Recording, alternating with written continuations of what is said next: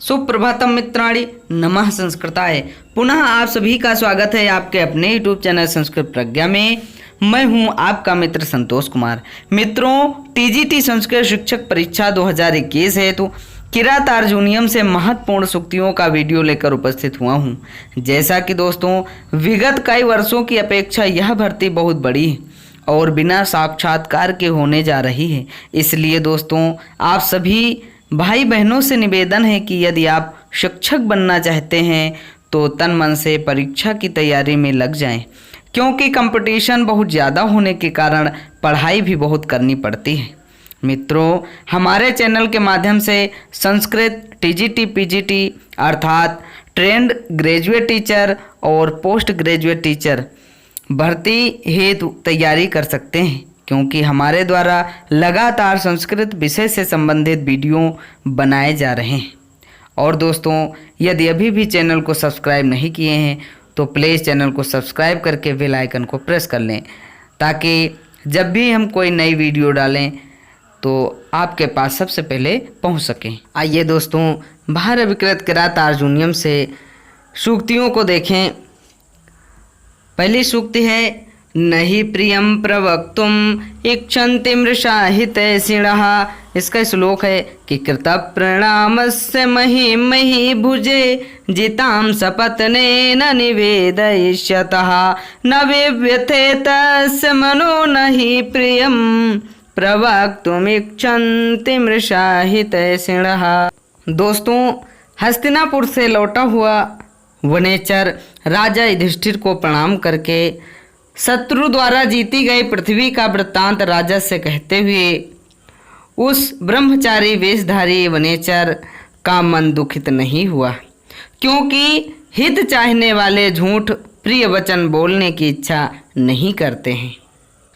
दोस्तों, दूसरी सूक्ति है कि हितम मनोहारि च दुर्लभम वचः क्रियाशु युक्तैः नृपचार चक्षुषो न वञ्चनीयाः प्रभवो अनुजीविभिः अतो रहसि छन्तुम साधु साधुवा हितं मनोहारि च दुर्लभं वचः हितं मनोहारि च दुर्लभं वचः।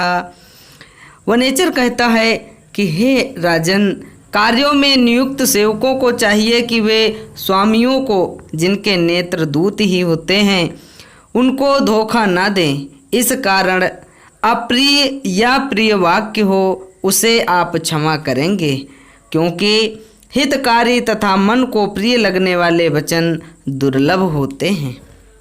अगली सूक्ति है दोस्तों, सदानुकूले सुहि कुर्वते रतिम नृपे क्षमाते च सर्वसंपदः। इसका श्लोक है, सकिं सखा साधु न शास्ति योधिपम हितान यः संशृणुते सकिं प्रभु सदानुकूले सुहि कुर्वते रतिम नृपे क्षमातेषु च सर्वसंपदः।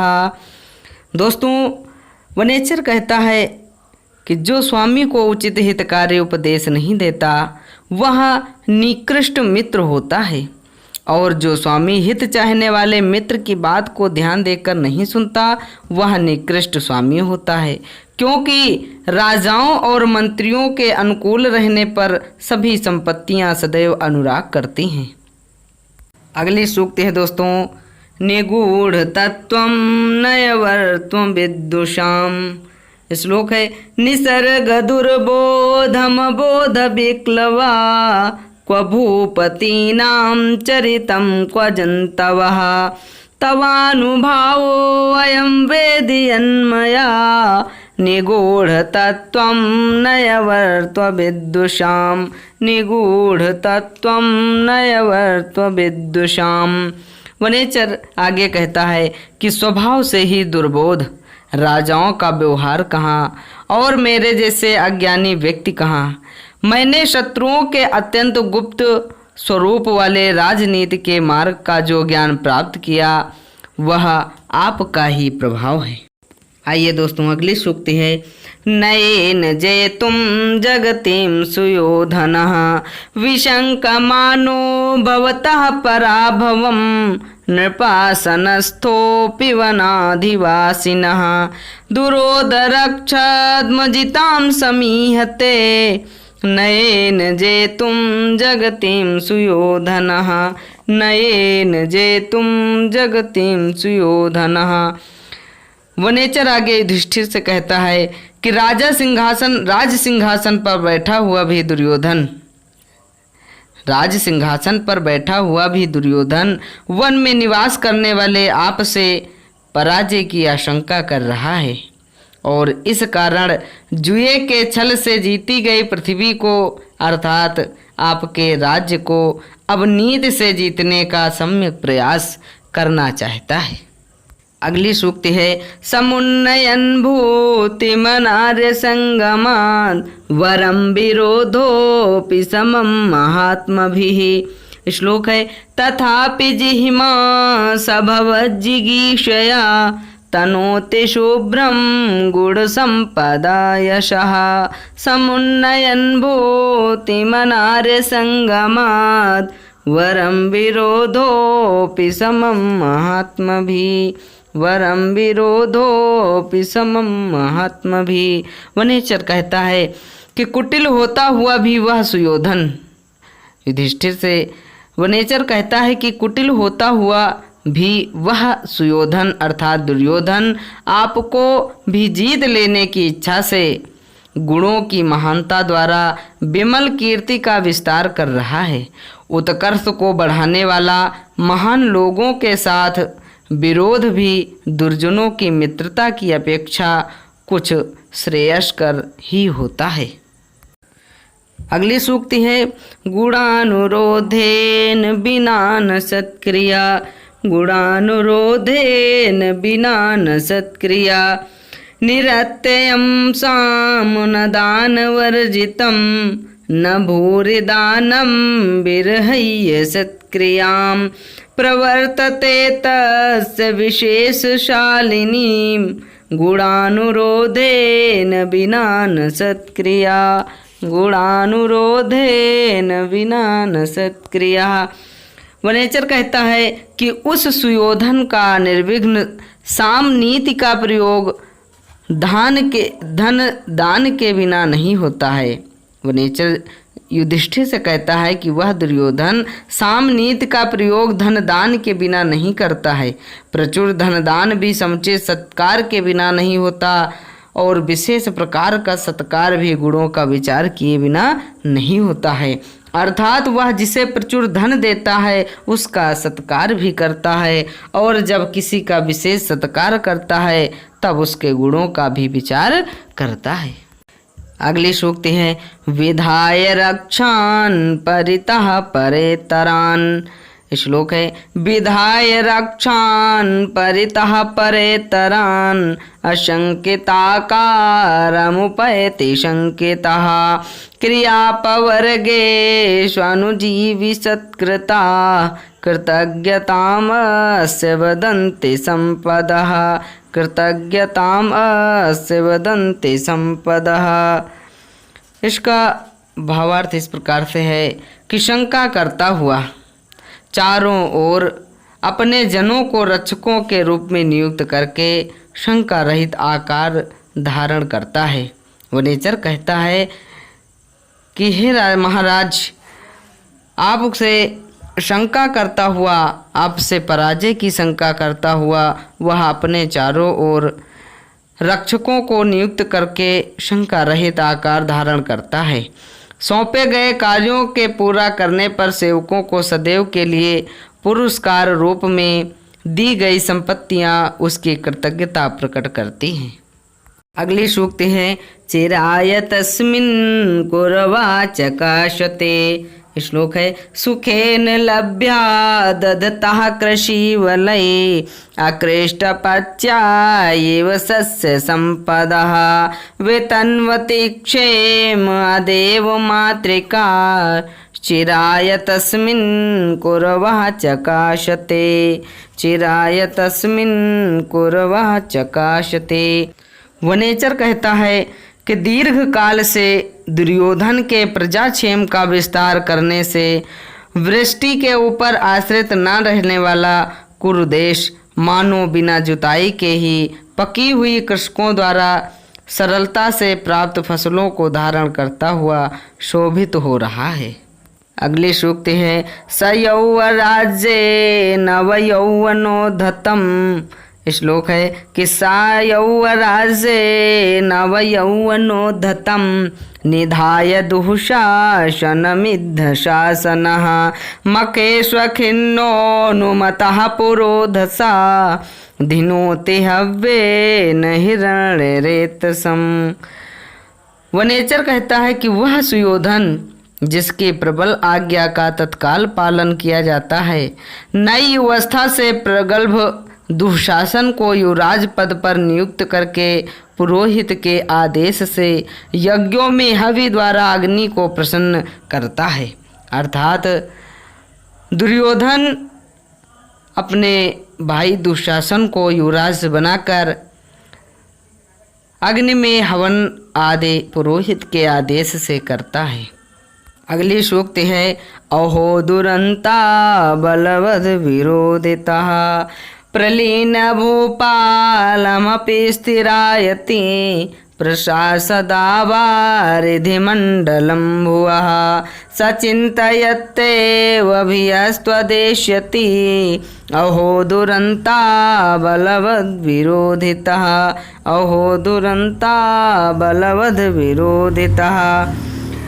वनेचर आगे कहता है कि प्रतिद्वंदी राजाओं से पूर्णतः शून्य एवं भविष्य में अस्थायी रहने वाले पृथ्वी मंडल का समुद्र पर्यंत शासन करता हुआ भी वह सुयोधन आप से आने वाली विपत्ति का विचार करता ही है। ओह, बलवानों के साथ विरोध का परिणाम दुखमय होता है। अगली सूक्ति है परप्रणीतानि वचांसि चिन्वताम् प्रवृत्ति सारा खलु मादशां गिरः। श्लोक है तदाशु कर्तुं त्वयि जिह्ममुद्यते विधीयतां तत्र विधेयमुत्तरन् परप्रणीतानि वचांसि चिन्वतां प्रवृत्ति सारा खलु मादशा गिरः। वनेचर कहता है युधिष्ठिर से कि इस कारण आपके प्रति कपट करने में लगे हुए उस दुर्योधन के प्रति जैसा प्रतिकार करना उचित हो उसे शीघ्र कीजिए। दूसरों द्वारा कहे गए वचनों का अनुसंधान करने वाले मुझ जैसे दूतों के वचन में यथार्थ वार्ता कथन ही होता है, अर्थात हम केवल वृत्तांत ही कह सकते हैं। शत्रु के प्रति क्या प्रतिकार करना चाहिए इसके विषय में हम क्या कह सकते हैं, इसका आप स्वयं विचार करें। अगली सूक्ति है व्रजन्ते ते मूढ़ धिया पराभवम्। श्लोक है व्रजन्ते ते मूढ़ धिया पराभवम् भवन्ते माया विषये न मायिनः प्रविश्य हि घ्रन्ति शठास्तथा विधान असंवृतांगन निशिताय वेशवः। दोस्तों, यह सूक्ति द्रौपदी द्वारा युधिष्ठिर से कही गई है। द्रौपदी कहती है कि जो कपट करने वालों के प्रति कपटाचारी नहीं बनते वे मंद बुद्धि वाले लोग पराजित होते हैं। अपने अंगों को सुरक्षित न रखने वाले वैसे लोगों में प्रवेश कर आत्मीय बनकर धूर्त उन्हें उसी प्रकार मार डालते हैं जैसे तीक्ष्ण बाण कवच आदि से आरक्षित अंगों वाले लोगों के भीतर घुसकर उन्हें मार डालते हैं। इसलिए आप उनसे युद्ध करें, अर्थात आपको क्रोध क्यों नहीं उत्पन्न होता है। अगले सूक्ति है शमीतरुं शुष्कमिवाग्निरुक्षिखः भवन्तमेतर्हि मनस्विगर्हिते विवर्तमानं नरदेववर्तमनि कथं न मन्युर्ज्वलयुत्तुदीरितः शमीतरुं शुष्कमिवाग्निरुक्षिखः। द्रौपदी आगे कहती है कि हे नराधिप, इस आपत्ति की दशा में मानी जनों द्वारा निंदित मार्ग पर पुनः पुनः चलने वाले आपको उद्दीप्त क्रोध उसी प्रकार क्यों नहीं जलाता जिस प्रकार लपट वाली आग सूखे हुए शमी के पेड़ को जला देती है। अगली सूक्ति है विचित्र रूपा खलु चित्तवृत्तयः। श्लोक है इमामहं वेद न तावकीं धियं विचित्र रूपा खलु चित्तवृत्तयः विचिन्तयन्त्या भवदापदं परां उजन्ति चेतः प्रसभं ममाधयः उजन्ति चेता प्रसभम ममाधयः। द्रौपदी कहती है कि मैं आपकी इस बुद्धि को नहीं समझ पाती। हे राजन, मैं आपकी इस बुद्धि को नहीं समझ पाती। निश्चय ही मनोवृत्तियाँ विभिन्न प्रकार की होती हैं, किंतु आपकी महान विपत्ति पर विचार करते हुए मेरे मन को मनोव्यथाएं बलात् विदीर्ण करती हैं। अगली सूक्ति है व्रजन्ते शत्रून् वधूय निस्पृहा शमेन सिद्धिं मुनयो न भूभृतः। श्लोक इस प्रकार से है कि विहाय शांतिं नृपधाम तत्पुनः प्रसीद संधेहि वधाय विद्विषां व्रजन्ते शत्रून् वधूय निस्पृहा शमेन सिद्धिं मुनयो न भूभृतः। द्रौपदी कहती है कि हे महाराज, शांति को छोड़कर शत्रुओं के वध के लिए उस तेज को पुनः धारण कीजिए, अर्थात क्षत्रियोचित तेज को पुनः धारण कर लीजिए। प्रसन्न होइए, अर्थात खिन्नता को छोड़कर उत्साह युक्त होइए। निष्काम मुनि लोग ही काम क्रोध आदि शत्रुओं को जीतकर संयम द्वारा मोक्ष सिद्धि प्राप्त करते हैं, अर्थात यह काम तो ऋषि मुनियों का है। शत्रुओं की उपेक्षा करके शांति से राजागण राज्य सिद्धि नहीं प्राप्त कर सकते हैं। अगली सूक्ति है निराश्रया हन्त हता मनस्विता। श्लोक इस प्रकार से है कि पुरासराधाम वताम यशोधना सुदुस्सहं प्राप्य निकारमीदृशं भवादृशाश्चेदधिकुर्वते रतिं निराश्रया हन्त हता मनस्वितः।